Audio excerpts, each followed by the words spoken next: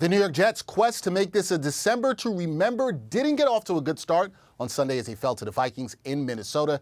Jake Brown of the Gangs All Here podcast, of course, he saw the Jets' L on Sunday, but he's here now to talk some gang green football. Jake, how are you doing after this latest Jets loss?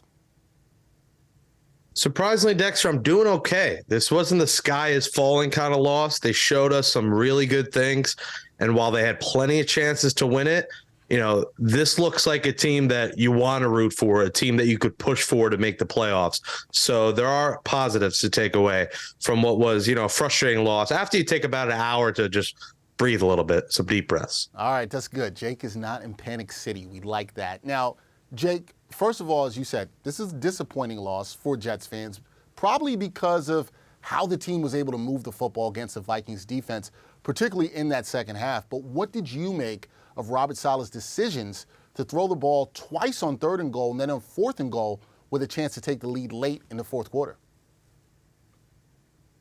Yeah, I think Saleh and LaFleur was play calling are more to blame for this game. I think Mike White, did enough and he showed a lot of poise. The play calling was frustrating.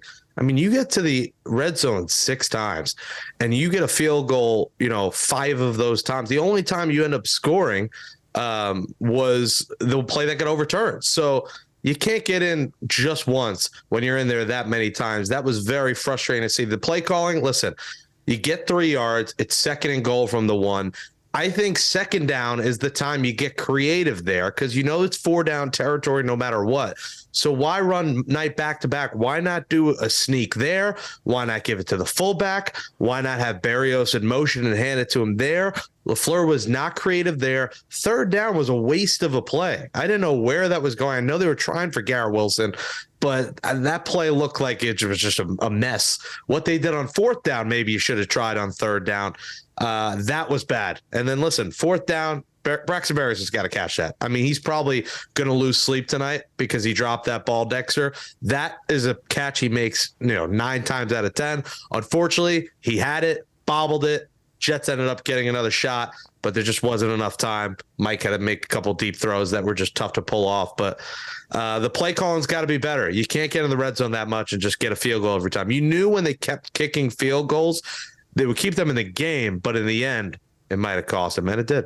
Comes down to that red zone efficiency and Matt LaFleur with the play calls there. Obviously, as head coach, a lot of it's going to fall on Robert Saleh too as well. Now, looking at the quarterback position, Mike White, not as sharp as he was against the Bears. He threw the ball 57 times, and he only completed 31 passes. No touchdowns, 2 picks in this one, Jake. Was this a case of Mike White or the Jets having him doing too much in this one? Yeah, listen, it's a tough position. You're down 20-3 at one point. They go into the half 20-6, and you're feeling a little bit better, but you're down a lot. I think they went away from the run too early. Bam Knight, was averaging 6 yards a carry. He ended up with 15 for 90. I thought you could have ran it a little bit more and saved Mike White's arm for the end there. But when you're down by that much early, you just have to throw a lot, and there's not much you could do about it. That throwing the ball 50 times is not the recipe for success for anyone in the NFL, unless your name's like Joe Burrow or Pat Mahomes or, one of those guys. So that's not the recipe for the Jets to win. They were down Michael Carter, so they were already down another running back. Again, we say it every week how much they miss Breece Hall. I think he was just forced to have to do too much, but this kid showed a lot of poise. Anyone who puts the loss on him is a loser. They didn't watch the same game I did. I know he had a bunch of incompletions, but Mike White played his heart out.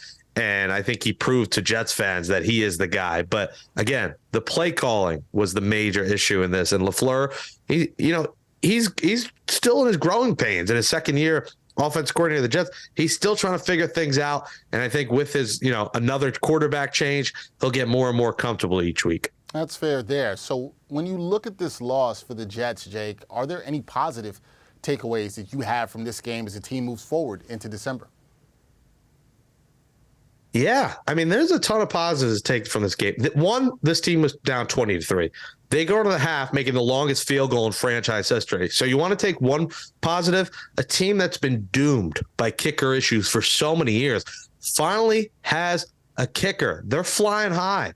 was Zerline Airlines, Dexter. That's Zerline's hairline, Zerline Airlines. He's got a lot of cool things with his name. Legatron, Greg the Leg, the man of many nicknames. They have a kicker. Number 2, Mike White's the guy. Like I said, guts, poise, moxie. That 4th and 10 play to Corey Davis was unbelievable. Just the pocket. He had that slight pocket he had to throw into. Corey makes the catch. He unlocked Corey Davis today. So I don't want to hear Zach Wilson's getting the ball back this season. This is Mike White's team for the rest of the season, and he proved that against the Vikings. 3, this defense has cojones. They struggled in the first half. Listen, they weren't great.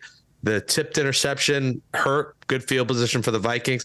But the Jets defense had 4 3-and-outs in the second half. They are playing hard for each other, and both sides of the ball, the defense playing hard for the offense, offense for the defense.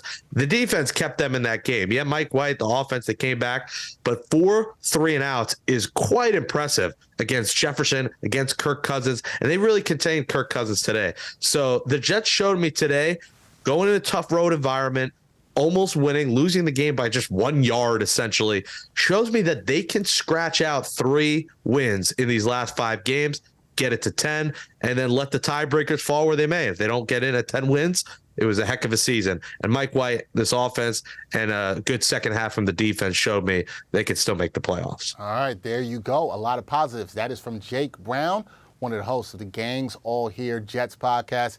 Check that out. Jake, appreciate the insight. Thank you for your time. Appreciate it. Staying positive, baby. Let's go.